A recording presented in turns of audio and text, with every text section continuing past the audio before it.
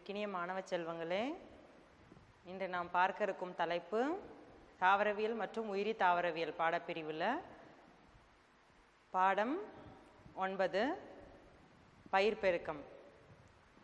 இந்த பயிர் பெருக்கம் என்ற தலைப்பு பார்த்திங்கன்னா பொருளாதார தாவரவியல் அப்படின்ற தலைப்பு கீழே கொடுத்துருக்காங்க. பொருளாதார தாவரவியல்னா என்ன அப்படின்னு பார்க்கும்போது, மனிதர்களுக்கும் பொருளாதார முக்கியத்துவம் வாய்ந்த தாவரங்களுக்கும் இடையே உள்ள தொடர்பை பற்றி நம்ம படிக்கிற ஒரு பிரிவு தான் நம்ம பொருளாதார தாவரவியல்னு சொல்கிறோம். இது மனிதர்களுக்கு பயன்படும் மருத்துவ தாவரங்கள், உணவு தாவரங்கள் மற்றும் பிற தேவைகளுக்காக பயன்படும் தாவரங்களை பற்றி அறிந்து கொள்ள நமக்கு உறுதுணையாக இருக்குது. எது மட்டும்தான் இந்த பாடத்தில் இருக்கான்னா இல்லை, இதுக்கப்புறமா பயிர் பெருக்கத்தில் என்னெல்லாம் நடைமுறைகள் இருக்குது, படிநிலைகளில் புதிய தாவரங்கள் உற்பத்தி செய்யப்படுகிறது, அதெல்லாம் நமக்கு கொடுத்துருக்காங்க. அடுத்து மனிதர்களுக்கும் தாவரங்களுக்கும் இடையே உள்ள தொடர்பு. எப்படி மனிதர்கள் பார்த்திங்கன்னா பெரும்பாலும் தன்னுடைய உயிர் வாழ கண்டிப்பாக எப்போதும் தாவரங்களை சார்ந்திருக்கின்ற சூழ்நிலையை அவங்க உருவாக்கியிருக்காங்க. உணவுக்காக மட்டும் இல்லை, பல்வேறு பொருட்களுக்காக மனிதன் எப்போதும் தாவரங்களோடு பின்னி பிணைந்த தொடர்பை கொண்டிருக்காங்க. இப்போ நம்முடைய முன்னோர்கள் பார்த்திங்கன்னா இப்போ நம்ம சாப்பிட்ற நிறைய வகையான பயிர் தாவரங்கள் காட்டு பயிர்களாக இருந்து முன்னோர்களால் பயிரிடப்பட்டு இப்போ நம்ம பயன்படுத்த தாவரங்களாக இருக்குது. அப்போ முன்னோர்களும் இந்த பயிர் பெருக்க முறைகளை கையாண்டிருக்காங்க. இப்போ நம்ம அதை பற்றி தெரிஞ்சுக்கிட்டோம், நம்ம எப்படி நம்முடைய நாகரிக வளர்ச்சி நடந்ததுன்றதை நம்மளால் புரிஞ்சிக்க முடியும். அடுத்தது தாவரங்களை வளர்ப்பு சூழலுக்கு உட்படுத்துதல். தாவரங்களை வளர்ப்பு சூழலுக்கு உட்படுத்துதல் என்பது தாவரங்களை கையாளுதல், அதாவது தாவர சிற்றினங்களை மனிதன் தன்னுடைய விருப்பத்துக்கு ஏற்ற மாதிரி கொண்டு வருகின்ற நிகழ்ச்சிக்கு பேர் தாவரங்களை வளர்ப்பு சூழலுக்கு கொண்டு வருதல் அப்படின்றாங்க. இதில் பார்த்திங்கன்னா முதல்ல நமக்கு விரும்பும் பண்பு கொண்ட ஒரு தாவரங்களை கவனமாக தேர்ந்தெடுத்தல், அடுத்து மரபு பண்புகளை மாற்றி அமைத்தல், அதை கையாளுதல். இந்த 3 படிநிலைகள் மூலமாக மக்கள் அனைவருக்கும் பயன்படக்கூடிய மாதிரி புதிய தாவர வகைகளை உருவாக்கி தராங்க. இதனால் தாவரங்கள் மூலமாக மனிதர்களுக்கு பார்த்திங்கன்னா உணவுப் பொருள் மற்றும் பல்வேறு பொருட்கள், பயனுள்ள பொருட்கள் கிடைக்கிறதுக்கு வழிவகை செய்யுது. அப்போ புதிய சூழலுக்கு கொண்டு வரப்படுகின்ற அந்த தாவரங்கள் என்னென்ன வகையான பண்புகளை வெளிப்படுத்துது அப்படின்னு பார்க்கும்போது, பல்வேறு சூழல் காரணிகளுக்கு ஏற்ப தகவமைப்பு கொள்ளுதல் மற்றும் பரவலான புவி பரப்பில் வளரும் தன்மை, ஒருமித்த மற்றும் சீரான முறையில் பூத்தல் மற்றும் காய்த்தல், விதை சிதறல் மற்றும் விதை பரப்பல் இல்லாமல் இருத்தல், அடுத்து கனிகள் மற்றும் விதைகளுடைய அளவு அதிகரித்தல், பல வருட தாவரங்களிலிருந்து ஒரு வருட தாவரமாக மாற்றுதல், அடுத்தது அதிக விளைச்சல் தரக்கூடிய தாவரங்கள், பயிர் பெருக்க முறைகளில் மாற்றம், அதிக நோய் மற்றும் பூச்சி எதிர்ப்பு தன்மை, விதையற்ற கனிகளை கருவுரா கனிகள் மூலம் உருவாக்குதல், நிறம், தோற்றம் மற்றும் உண்ணும் தன்மை ஆகியவற்றில் ஊட்டச்சத்துக்கள் அதிகரித்தல். இந்த பண்புகள் எல்லாம் நாம் கையாளும் போது தாவரங்களில் புதுசாக சேர்க்கப்படுது. அப்போது வேளாண்மை எப்போ தோன்றி இருக்கக்கூடும் அப்படின்னு சொல்லிட்டு பார்க்கும்போது, வேளாண்மையானது மிக தொன்மையான அமைப்பிலிருந்து வேளாண்மை செய்யப்படுகிறது என்பதற்கான தொல்லியல் ஆதாரங்கள் கொடுக்கப்பட்டுள்ளது. இதில் பார்த்திங்கன்னா சுமார் 1200 ஆண்டுகளுக்கு முன்னர் டைக்ரிஸ் மற்றும் யூஃபரேட்ஸ் நதிப்படுகைகளுக்கிடையே பிறை சந்திர வடிவ செழுமை பகுதி இருந்ததாக அதற்கான ஒரு புகைப்படம் நமக்கு புத்தகத்தில் கொடுக்கப்பட்டுள்ளது. படம் எண் 9.1. இதில் பார்த்திங்கன்னா பிறை வடிவ செழுமை பகுதி, அதாவது விவசாயம் மிக முன்னாடி காலத்திலேருந்து நம்மளால் பின்பற்றப்பட்டு வருகிறது அதை சொல்வதற்கான படம், அதுக்கான தொல்லியல் ஆய்வு செய்த படம் நமக்கு கொடுக்கப்பட்டிருக்கு. அதுக்கு பேர் பிறை வடிவ செழுமை பகுதி அப்படின்னு சொல்கிறாங்க. அதுக்கப்புறம் பார்த்திங்கன்னா இயற்கை வல்லுநர்கள் தியோப்ராஸ்டஸ் போன்ற பல்வேறு நபர்கள் சேர்ந்து பயிர் தாவரங்கள் எவ்வாறு தோன்றியிருக்கக்கூடும், அவற்றை நாம் எப்படி வளர்ப்பு சூழலுக்கு உட்படுத்த வேண்டும், அது மாதிரி புரிஞ்சுக்கிறதுக்கான வழிகளை நமக்கு வகுத்து கொடுத்துருக்காங்க. அடுத்து நம்ம பார்க்க இருக்கிறது இயற்கை வேளாண்மை. இயற்கை வேளாண்மை என்பது பழைய பாரம்பரிய விவசாய முறையை நம்ம இயற்கை வேளாண்மை அப்படின்னு சொல்கிறோம். அதாவது இப்போ பார்த்திங்கன்னா 20ஆம் நூற்றாண்டில் இப்போ நவீன விவசாயம்லாம் பண்ணுறாங்க. அது மாதிரி இல்லாமல் புதிய முறைகள் இருந்தாலும் பழமையான விவசாயம் திரும்பவும் இப்போ மீட்டு கொண்டு வரப்பட்டுள்ளது. இதனால நம்மளுக்கு என்ன லாபம் கிடைக்குது அப்படின்னு சொல்லிட்டு பார்க்கும்போது, மீள் நிலைத்த மண் வளம், அடுத்தது சூழல் வளம், சுற்றுச்சூழல் பாதிக்காமல் இருக்கும், அதே மாதிரி மக்கள் வளம், இந்த 3த்துக்காகவும் நம்ம என்ன பண்ணுறோன்னா பாரம்பரிய விவசாய முறையை நோக்கி போயிட்டுருக்கோம். அந்த வகையான விவசாயம் நம்ம இயற்கை வேளாண்மை அப்படின்னு சொல்கிறோம். அப்போ இயற்கை வேளாண்மை என்னெல்லாம் அதில் வந்து பயன்படுத்துகிறாங்க, வேளாண் இடுபொருட்களை வந்து அவங்க பயன்படுத்த மாட்டாங்க. இயற்கையான பொருட்களை பயன்படுத்தி வட்டார சூழல் நடைமுறைகளை பின்பற்றி தாவர பயிர்களை வந்து மேற்கொள்வாங்க. அதனால் நம்ம அதை வந்து இயற்கை வேளாண்மை அப்படின்னு சொல்கிறோம். இயற்கை வேளாண்மையில் அடுத்து நம்ம பார்க்க இருக்கிறது உயிரி உரங்கள். அதாவது வேதி உரங்களுக்கு பதிலாக நம்ம என்ன பண்ணுறோன்னா உயிரி உரங்களை பயன்படுத்துகிறோம். இப்போ உயிரி உரம் என்பது என்ன அப்படின்னு பார்க்கும்போது, உயிரி உரம் என்பது உயிருள்ள அல்லது ஒரு மறை உயிர் செல்லினுடைய செயலாக்கம் மிக்க நுண்ணுயிரி ரகங்கள்லேருந்து உருவாக்கப்படுகின்ற ஒரு உரம் தான் நம்ம உயிரி உரம்னு சொல்கிறோம். இந்த உயிரி உரம் நம்ம எப்படி தாவரத்துக்கு போடுறோம் அப்படின்னு பார்க்கும்போது, விதை மூலமாக, அதாவது விதையில் மேல் பூச்சா அதை பூசி வைப்பாங்க. அப்படி இல்லைன்னா தாவரத்தை விளைவிக்கும் போது மண்ணோட கலந்து அது கூட சேர்த்துருவாங்க. இடுபொருளாக நம்ம சேர்க்கும் போது என்ன ஆகுதுன்னா தாவரத்தின் அந்த மண்ணில் பார்த்திங்கன்னா ஊட்டச்சத்தினுடைய அளவு அதிகரிக்கிறது. தாவரங்கள் அந்த ஊட்டச்சத்துக்களை உறிஞ்சிக்கொள்வதற்கு உதவி செய்கிறது. இந்த உயிரி உரங்கள் பார்த்திங்கன்னா 3 வகையாக பிரிக்கப்பட்டுள்ளது. ஒன்று நுண்ணுயிரி வளர்ப்பு உரம், உயிரி உட்புகுத்திய உரங்கள், பாக்டீரியா உட்புகுத்திய உரங்கள் சொல்லிட்டு 3 வெவ்வேறு வகையான உரங்கள் காணப்படுகிறது. இவங்களோட பணி என்ன அப்படின்னு சொல்லிட்டு பார்க்கும்போது, சாதாரணமாக இருக்கிற வேதிப்பொருட்களை விட இந்த உயிரி உரங்கள் பார்த்திங்கன்னா நைட்ரஜனை நிலைநிறுத்துவதிலும், பாஸ்பேட்டை கரைப்பதிலும், செல்லுலோஸை சிதைப்பதிலும் மிக்க செயல்திறன் மிக்க கொண்டவையாக காணப்படுகின்றது. இவங்க என்ன பண்ணுறாங்கன்னா, அவங்க நம்ம எந்த நிலத்தில் போடுறோமோ அந்த நிலத்தினுடைய மண் வளத்தை அதிகரிப்பதோடு மட்டும் அல்லாமல் அந்த தாவரங்களுடைய வளர்ச்சியை ஊக்குவிக்கிறாங்க. அதோடு மட்டும் இல்லாமல் மண்ணில் காணப்படக்கூடிய நுண்ணுயிரிகளுடைய எண்ணிக்கை பெருக்கம் செய்கிறாங்க. அப்போ அந்த சூழ்நிலையில் பார்த்திங்கன்னா நல்ல வளத்தன்மையானது மேம்படுத்தப்படுகிறது. அப்போ அதுக்காக நாம் வேதிப்பொருட்களுக்கு பதிலாக கண்டிப்பாக உயிரி உரங்களை பயன்படுத்தணும். இப்போ உயிரி உரங்களாக என்னெல்லாம் பொருட்கள் பயன்படுத்தப்படுது அப்படின்னு நம்மளுக்கு ஒரு அட்டவணை கொடுக்கப்பட்டுள்ளது.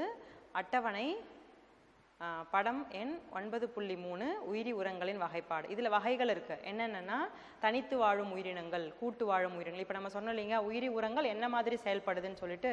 உயிரி உரங்கள் பார்த்தீங்கன்னா முதல்ல நைட்ரஜன் நிலைநிறுத்தும், இரண்டாவது பாஸ்பேட்டை வந்து சிதைக்கும், மூன்றாவது வந்து செல்லுலோஸை சிதைத்தல். 3 செயல்கள் இருக்குது. அந்த 3 செயல்கள்லையும் என்னென்ன விதமான நுண்ணுயிரிகள் பங்கேற்குது அதோடைய பெயர் நம்மளுக்கு கொடுத்துருக்காங்க. முதல்ல இருக்கிறது வந்து நைட்ரஜனை நிலைநிறுத்தும் உயிரி உரங்கள். இது பார்த்திங்கன்னா தனி உயிரிகள், அதாவது கூட்டு உயிராக பிற தாவரங்கள் இல்லாமல் தனித்து இருந்து மண்ணினுடைய வளத்தை அதிகரிக்க உதவி செய்கிறது. இதில் இருக்க எடுத்துக்காட்டு உயிரினங்கள் பார்த்திங்கன்னா அசெட்டோபாக்டர், கிளாஸ்ட்ரீடியம், அனபினா மற்றும் நாஸ்டாக். கூட்டுயிர் வாழ்க்கை முறைனா பிற தாவரங்களுடைய வேர் முடிச்சுக்களில் கூட்டுயிரியாக வாழ்ந்து வளிமண்டல நைட்ரஜன் நிலைநிறுத்தி மண்ணுக்கு சேர்க்குது. அதை நம்ம 2 தாவரங்கள் பேர், பாக்டீரியங்கள் பேர் கொடுத்துருக்காங்க. ஒன்று ரைசோபியம், இன்னொன்று அனபீனா அசோல். அடுத்தது இணை கூட்டுயிர் முறை வாழ்க்கை. இதில் பார்த்திங்கன்னா அசோஸ்பைரில்லம் இருக்குது. அடுத்தது பாஸ்பரஸை கரைக்கும் உயிரினங்கள்.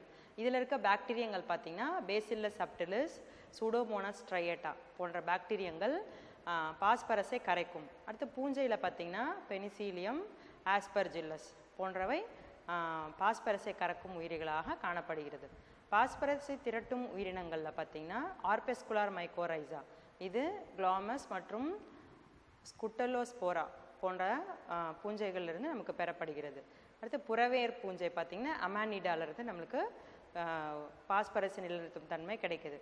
அடுத்து நுண் ஊட்டச்சத்துக்களான உயிரி உரங்கள் பார்த்திங்கன்னா சிலிகேட் மற்றும் துத்தநாக கரைப்பான்கள் பேசில்லஸ் என்ற பாக்டீரியத்துலேருந்து நமக்கு கிடைக்குது. அடுத்தது தாவர வளர்ச்சியை ஊக்குவிக்கும் ரைசோ பாக்டீரியா பார்த்திங்கன்னா சூடோமோனஸ் ஃப்ளூரசன்ஸ் என்ற இதிலிருந்து நம்மளுக்கு சூடோமோனஸ் என்ற பொருள் வந்து கிடைக்குது.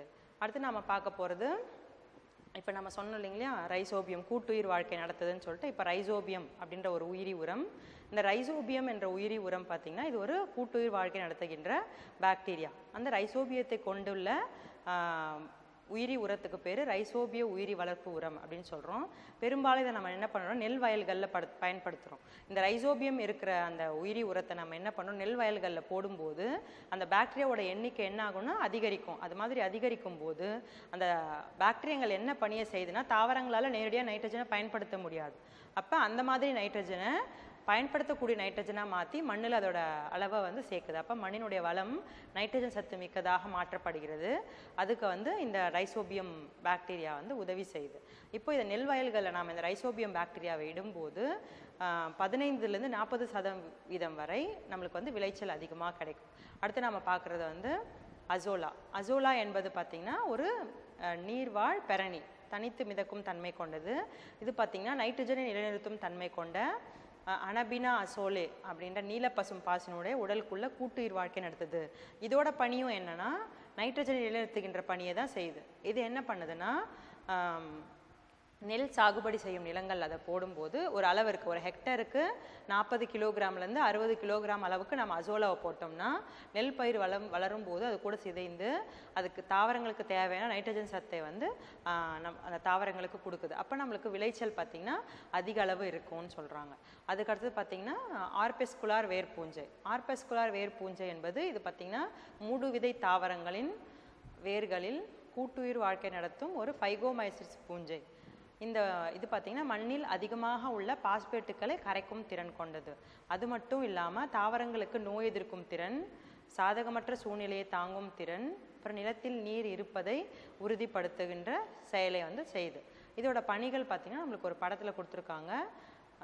படம் எண் 9.6 ஆர்பெஸ்குலார் வேர்பூஞ்சையினுடைய பயன்கள். இது என்ன மாதிரி தாவரங்களுக்கு உதவி செய்யுது?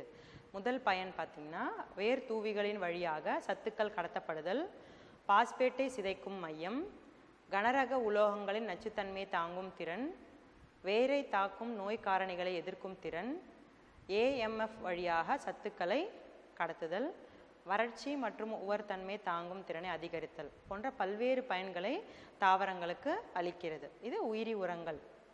அடுத்து நம்ம பார்க்குறது கடற்பாசி திரவ உரம், அதாவது சீவீட் லிக்விட் ஃபர்டிலைசர்.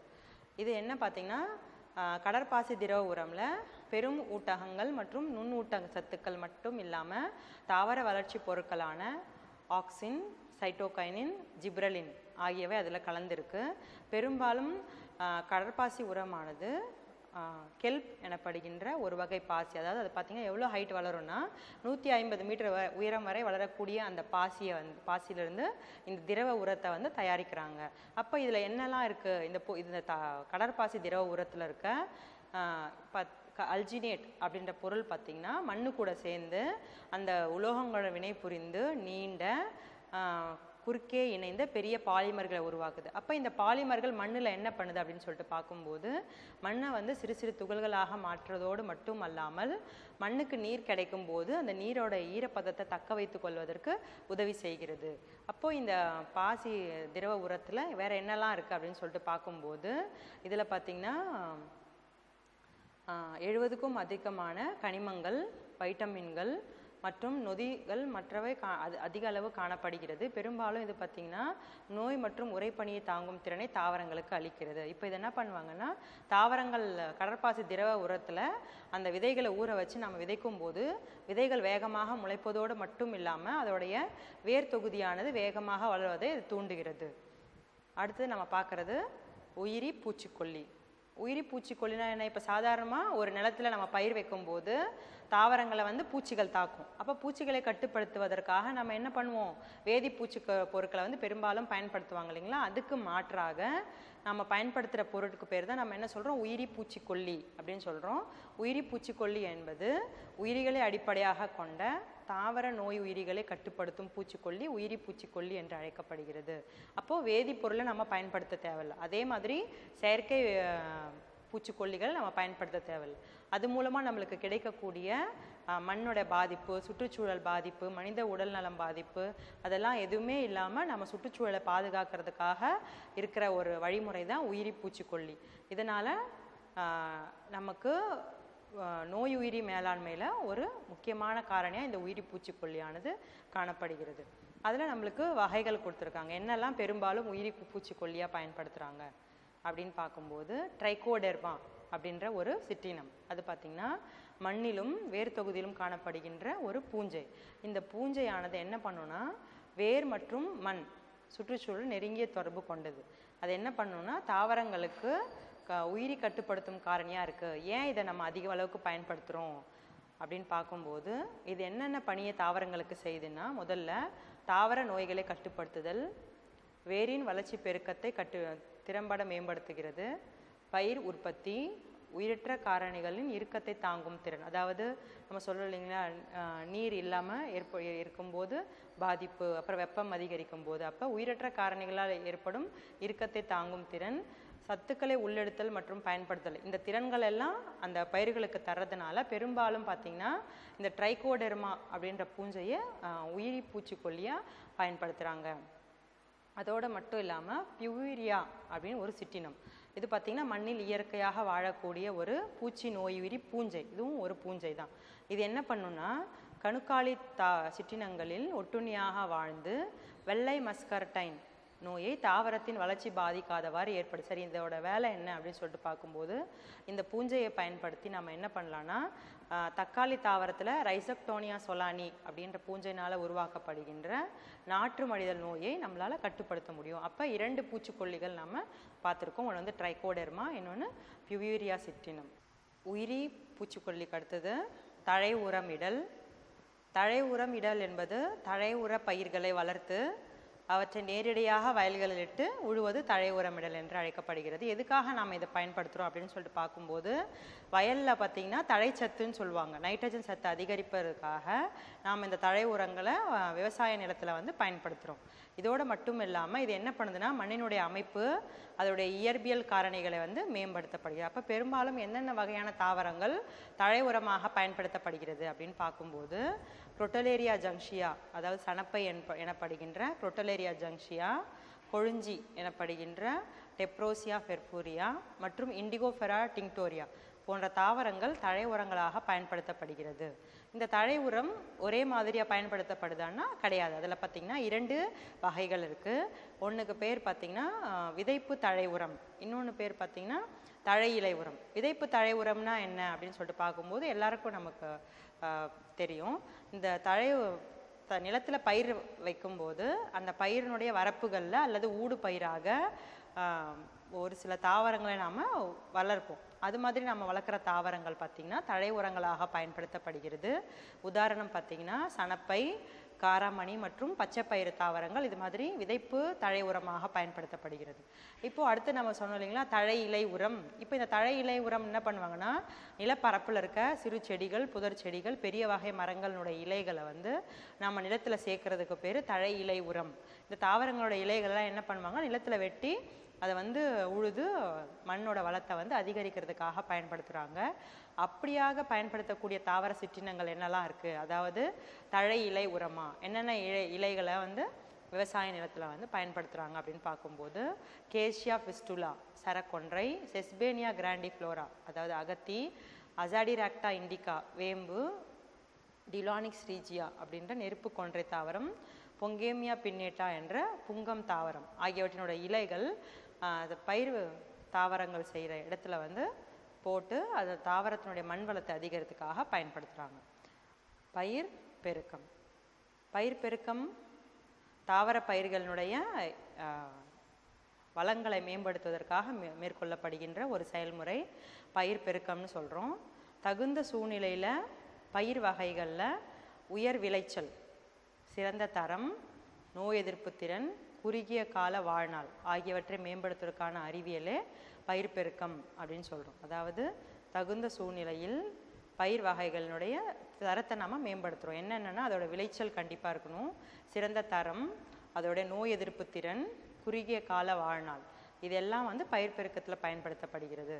மற்றொரு வகையில் இதை நம்ம என்ன சொல்கிறோன்னா மரபணு தாவர சிற்றினங்களுடைய மரபணு வகைய விகிதம் மற்றும் புறத்தோற்ற வகைய விகிதம் ஒரு குறிக்கோள். அதாவது என்ன குறிக்கோள், தாவரத்தினுடைய விளைச்சல் அதிகரிக்கணும், இல்லைன்னா நோய் எதிர்ப்பு திறன் இருக்கணும், அது மாதிரி ஏதேனும் ஒரு காரணத்துக்காக நாம் அதை மாற்றி அமைச்சோன்னா அதுவும் நாம் என்ன சொல்கிறோன்னா பயிர் பெருக்கம் அப்படின்னு சொல்கிறோம். பண்டைய காலத்தில் மனிதர்கள் பார்த்திங்கன்னா அவங்கவுங்களுடைய விருப்பத்துக்கு ஏற்ற மாதிரி பயிர் பெருக்க நடைமுறைகள் மூலமாக புதிய ரகங்களை உருவாக்கியிருந்தாங்க. ஆனால் இப்போ நம்ம பார்க்குற பயிர் பெருக்கம் பார்த்திங்கன்னா செல்லியல் மற்றும் மரபியல் அடிப்படையாக கொண்டது. அதில் நேரடியாக நம்ம பயிர் பெருக்கம் செஞ்சிட முடியுமான்னா கிடையாது. அதில் பல்வேறு படிநிலைகள் இருக்குது. அதில் முதல் படிநிலை பார்த்திங்கன்னா முதல்ல தேர்ந்தெடுத்தல். அதாவது தேர்ந்தெடுத்தல்னால் நம்ம எந்த பயிர் ரகத்தை உருவாக்கணும்னு நினைக்கிறோமோ அந்த தாவரங்களை இந்த பண்புகளுக்காக நம்ம தேர்ந்தெடுக்கிறோம் அப்படின்றது முடிவு செஞ்சு ஒரு குறிப்பிட்ட வகை தாவரங்களை நம்ம செலக்ட் பண்ணுறது. அடுத்து அறிமுகப்படுத்துதல். அறிமுகப்படுத்துதலுக்கு அடுத்தது பார்த்திங்கன்னா கலப்பு செய்தல். அதாவது நம்ம தேர்ந்தெடுத்த 2 தாவரங்களுக்கிடையே கலப்பு செய்தல்.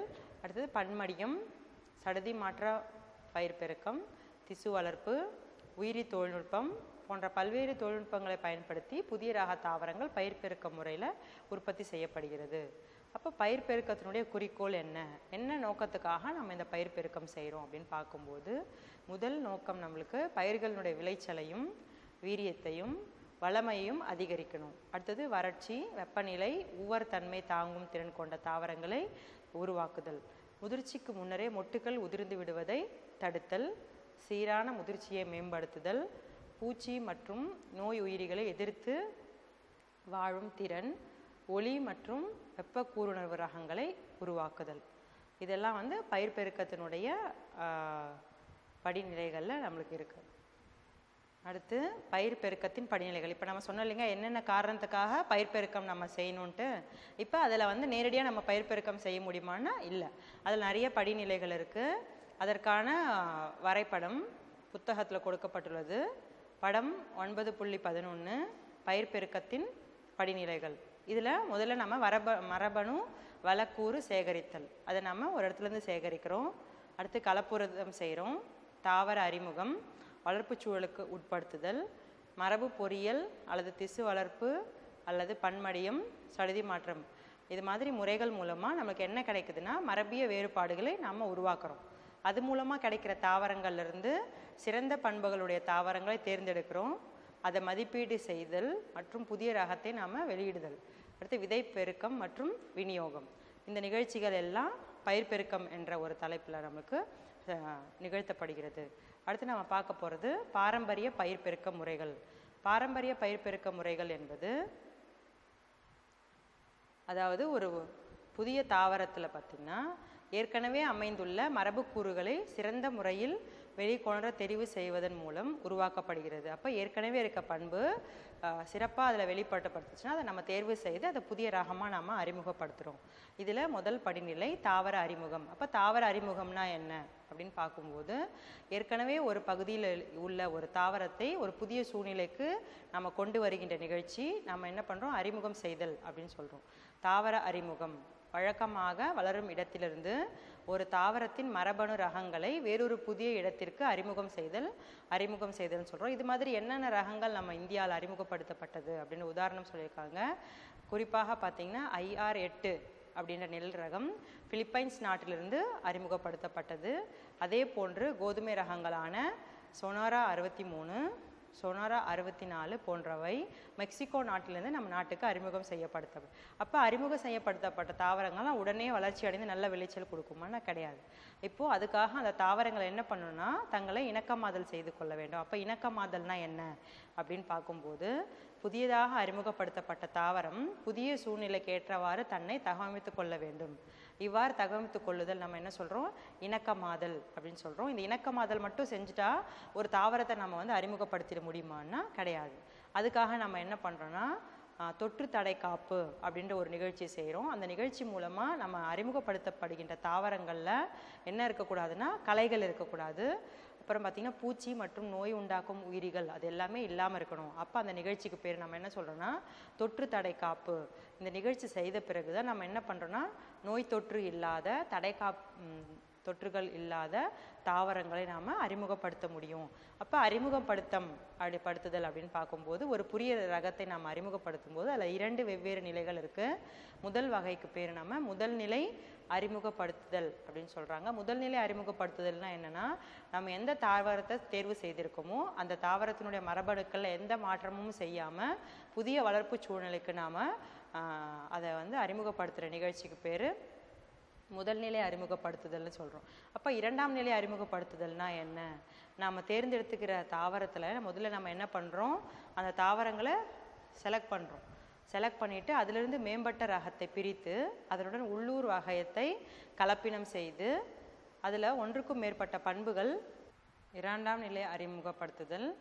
2ஆம் நிலை அறிமுகப்படுத்துதலில் நம்ம என்ன தாவர ரகத்தை அறிமுகம் செய்ய போகிறோமோ அந்த தாவர ரகத்தை முதல்ல நாம் என்ன பண்ணுறோன்னா தேர்ந்தெடுத்தலுக்கு உட்படுத்துகிறோம்.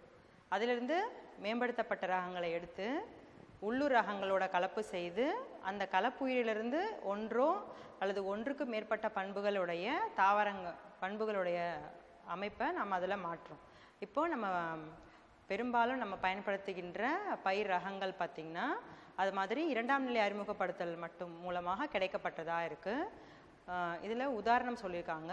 சீனா மற்றும் வடகிழக்கு இந்திய பகுதிகளிலிருந்து சேகரிக்கப்பட்ட தேயிலை ரகங்கள் இந்தியாவில் உள்ள கொல்கத்தாவில் தாவரவியல் பூங்காவில் வளர்ப்பு செய்யப்பட்டு அவற்றிலிருந்து சரியான தேயிலை ரகங்கள் எடுத்து இந்தியாவின் பல பகுதிகளில் அறிமுகப்படுத்தப்பட்டுள்ளது. அடுத்தது தேசிய தாவர மரபியல் வளத்துறை. இதாவது உங்களுக்கு தெரியுமா அப்படின்ற பகுதியில் கொடுக்கப்பட்டுள்ளது.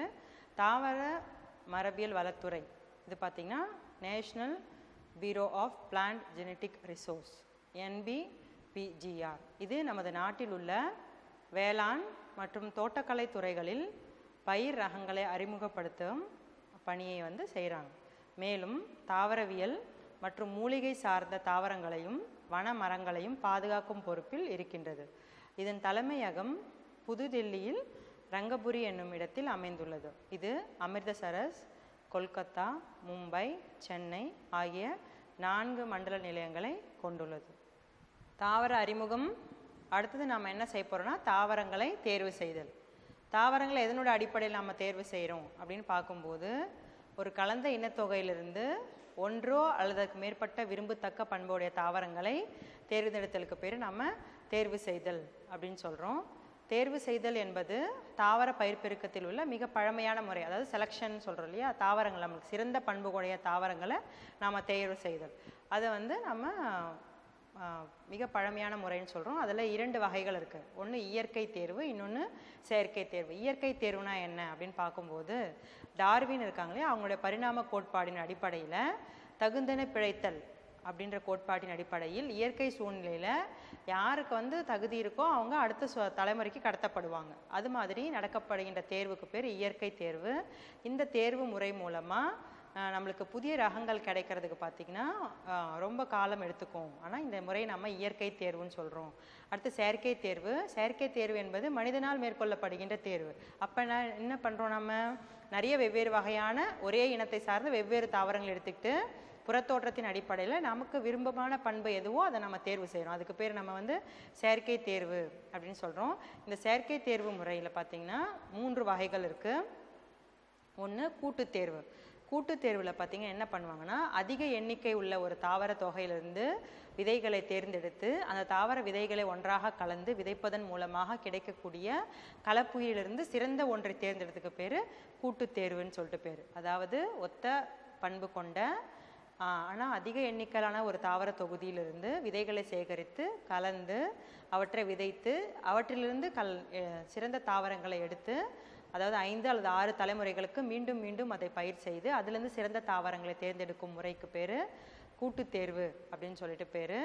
இந்த கூட்டுத் தேர்வு முறை நம்மளுக்கு பெஸ்ட்டாக இருக்குமானா அதில் ஒரு குறைபாடு இருக்குது. அதாவது சூழ்நிலை காரணங்களால் அந்த தாவரங்களில் ஏற்படுகின்ற வேறுபாடுகளை நம்மளால் கண்டுபிடிக்க முடியாது.